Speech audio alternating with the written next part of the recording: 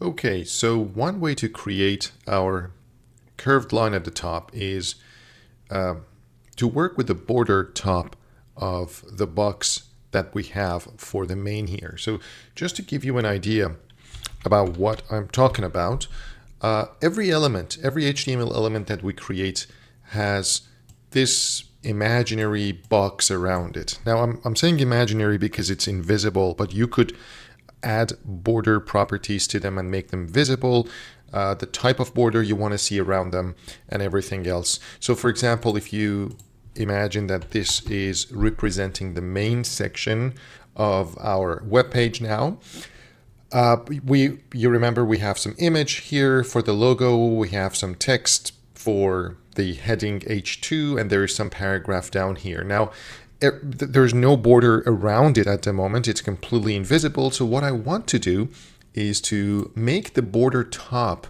visible. So by that I mean, so I still want for the rest of the borders to remain invisible. I just want to make this border top visible. And once I do that, after that, I want to make it so that the border on the top is curved. Now I wasn't able to create a really beautiful curved border here. Let me try one more time.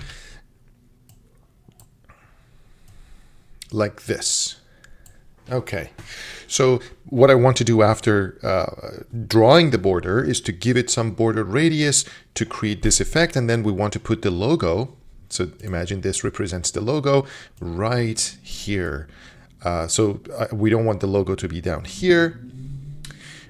We want it to be basically in a way that they overlap, so the border line goes underneath the logo. You're not going to be able to see the part that goes under the image, but we want to create this sort of effect on the main section of this web page. So let's go ahead and do that. So step one is to create the border for the main. So my main, I want to give this a border top of, there's different types of borders. Solid is just a solid line. There's dash, there's dotted. I want to choose the solid one, and I want to make it a little bit thicker than just a default 1 or 2 pixels. So let's make it a 5 pixel thick solid border. And let's also give it a color. We can start with the white color so that there is a good contrast on top of our dark background, but then we can change it. So before I do anything else, let me just add the border, and let me also push the whole main section further down. So it's there's some gap between the header section and the main section. And in order to do that, I'm just adding a margin top to the top of this main by 100 pixels. Now we can remove it later on if it's too much or if we don't want to have a gap, but at the moment, to show you what the border is, to make sure the border is separated from the header part, I'm adding this margin. So let me go ahead and take a look at the web page for now. I refresh the page and there you go. So I pushed it down 100 pixels, so it's not touching the horizontal line we added for the header.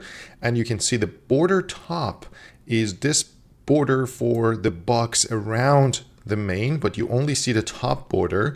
It is a solid 5 pixel border on the top. So that's a step one. The second step, if you remember, was to now go ahead and make it curved. So to do that, I'm going to add border radius. And depending on how curved you want it to be, you can give it different radius.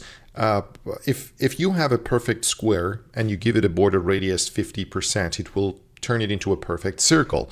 So we're not dealing with a perfect square box at the moment. It's kind of a rectangle. The height is larger than the width is larger than the height. Now maybe in the future that changes as we add more content to the main section. But for now, let's go with the 50%. As I mentioned earlier, it's not going to be a perfect round, let's say, shape on the top. It's not going to make a perfect circle shape on the top, a half circle, but you will see. Let me go back, and there you go. So as you can see, it's like you are curving the line on the top. Now, it may not be the perfect shape that you're looking for. We are going to fix it little by little. Now, one thing is, after you add more content to the main section, it is going to be more like a square. As it becomes longer, the height becomes larger, and it will change the shape of that round line that you have on the top. Or we can just fix it right now and say, this is what I want the height of the main to be, and then I will go ahead and add the content to that. So that's another way to do it. But before we do any of that, if you remember, what we planned to do was to put this logo on top of this so they overlap, and I want it to be passing through the middle of the image. Now, what we remember from before is the image with the ID logo has a width of 200 pixels, and because it's a perfect square, it must have a height equal to 200 pixels too.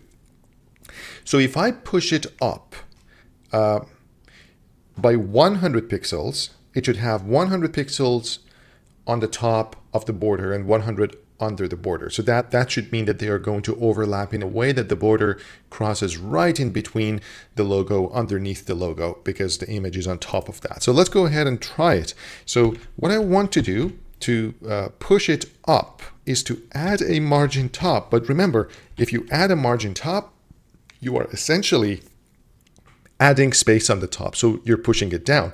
I want the reverse. I want to push it up. So you might be thinking, why are you then adding margin top to it? Because the more margin you have on the top, the lower it brings the whole image. Well, here is the trick.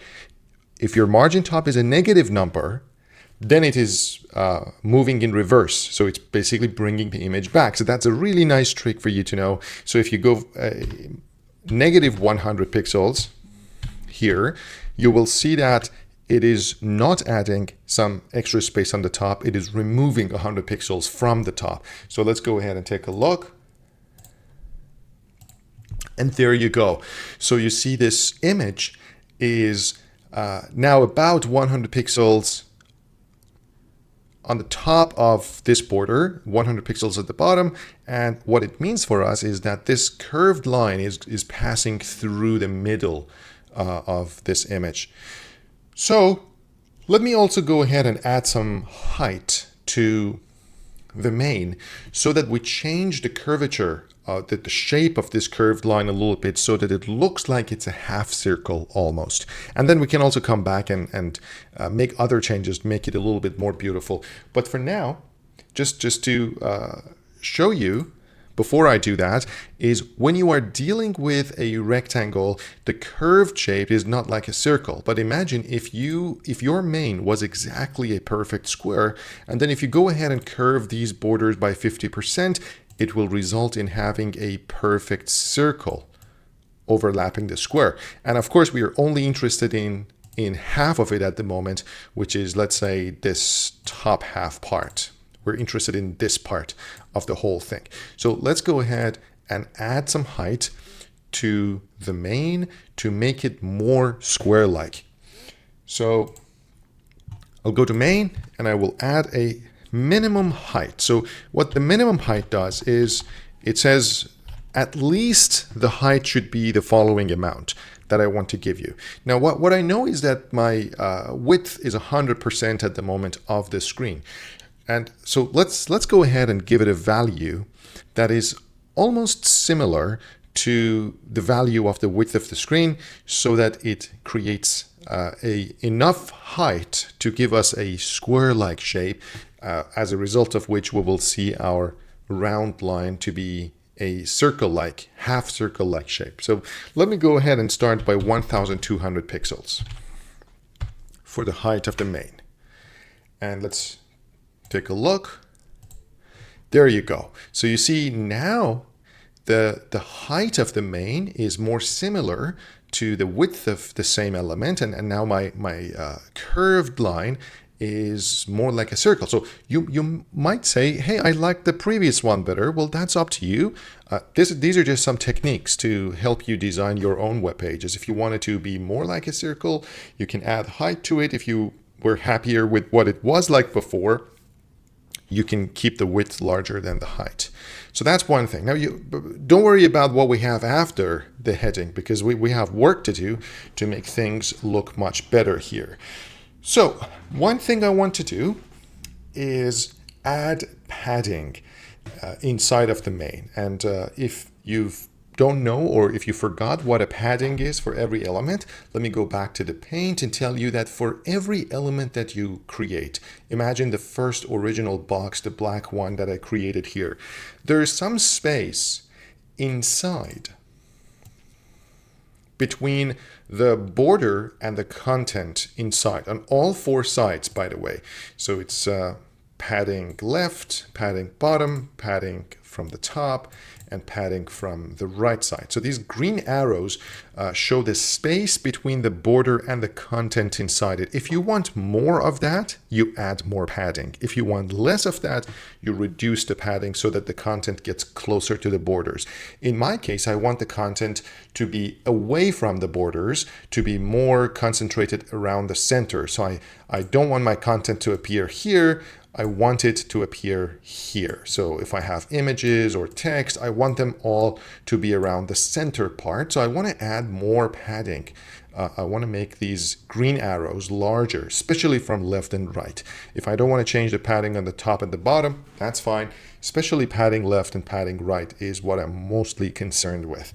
So let's go ahead and add some padding to the main section here.